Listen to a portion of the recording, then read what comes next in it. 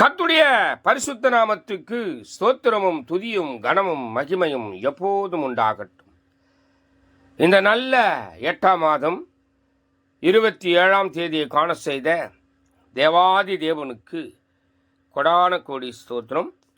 கர்த்தரின் மகிமை ஆத்துமா ஆதாயம் சுவிசேஷ ஊழியத்தின் சார்பாக இன்றைய நாளுக்கான சில நிமிட தேவ செய்தியை கேளுங்கள்.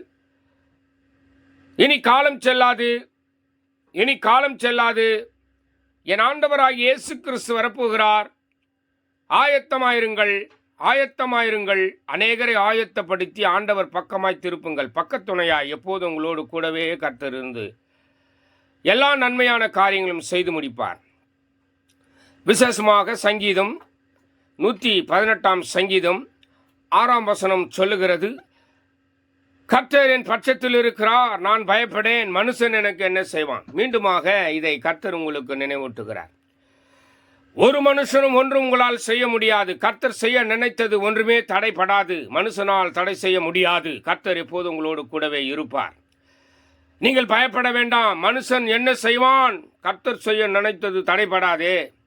கர்த்தரின் பட்சத்தில் இருந்து எல்லா காரியத்தையும் வாய்க்க பண்ணுவார்.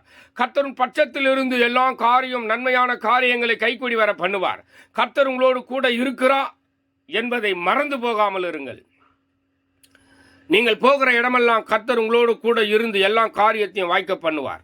நீங்கள் இருந்த இடத்திலேயே சாதிப்பீர்கள். இருந்த இடத்திலே முழங்கால முடக்கி கர்த்தரின் பட்சத்தில் இருக்கிறார் என்று சொல்லுங்கள். கர்த்தர் உங்களோடு கூட இருப்பார். God bless you.